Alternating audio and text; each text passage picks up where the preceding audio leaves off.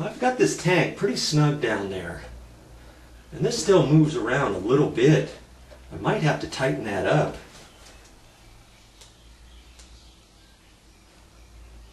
You know, in fact, I think I will need to tighten that up a little bit more. I see water dripping out of the back side.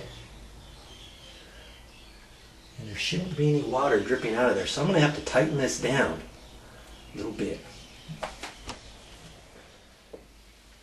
Okay, we got a corporate decision here. This gap is so small, and I've tried 3 times to get this exactly right as I'm tightening it up. And I'm almost tight here, and I'm just about touching on the back, porcelain to porcelain. And the back screw still wants to leak ever so little. So what do you suppose I can do about that? You remember? I've got an extra thick gasket.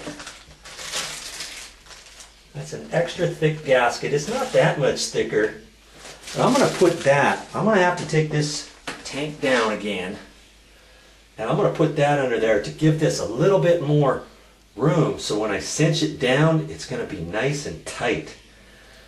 There's not much room there. You got to be careful about that too as you're tightening them up even. But you know, it looks like there's a lot of gap there. There's about, maybe an 1/8 or so, and almost touching at the bottom, at the back. Now I'm going to try one more time. See, I'd have to drain this out, loosen up the nuts, and take this and kind of scooch it back that way.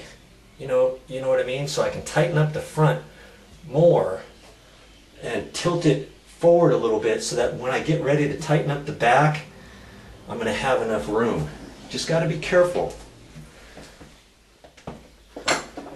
It's amazing how shifting the tank just a little bit, I was able to push the bottom and kind of push it back that way and kind of pull the front forward a little bit, get the front 2 screws kind of tight, and then tighten the back one. And I got plenty of room back there now.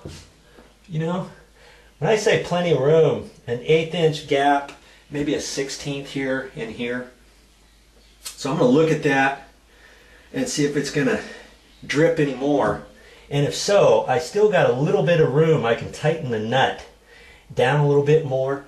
So I guess that that one fitting that I put in there worked. But if you're having a hard time with that, that's why I say if you go to the store and get some extra parts, had you have gotten a bigger one, this was the extra thick one, you know, it gave you another 1/8 of an inch gap. So this would be up just a hair higher. So if you didn't get your tank perfect, you could still tighten it down without any leaks. Oh yeah, finally.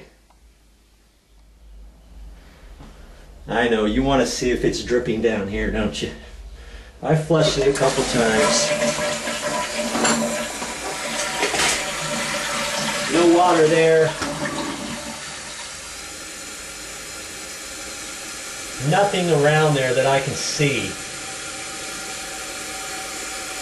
And there's a little bit of moisture down there because I've been jostling the tank around. So I can check it for a few minutes, you know.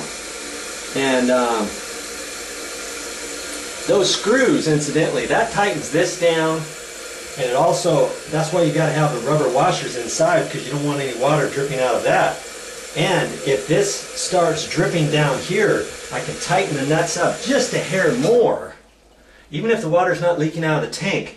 But if it's leaking down here at the washer, I can tighten that up a little bit more and squeeze it just a hair more. So on the flush, no water. Okay, lots of things you're learning today. Thanks for sticking around. I might want to start saying the more you watch, the more you save.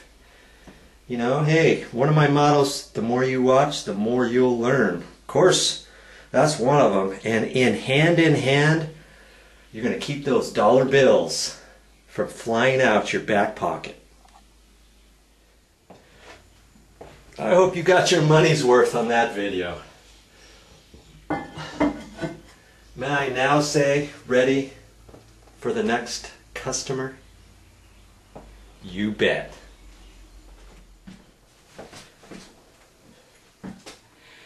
Gotta go for now, but I'll be back with more videos.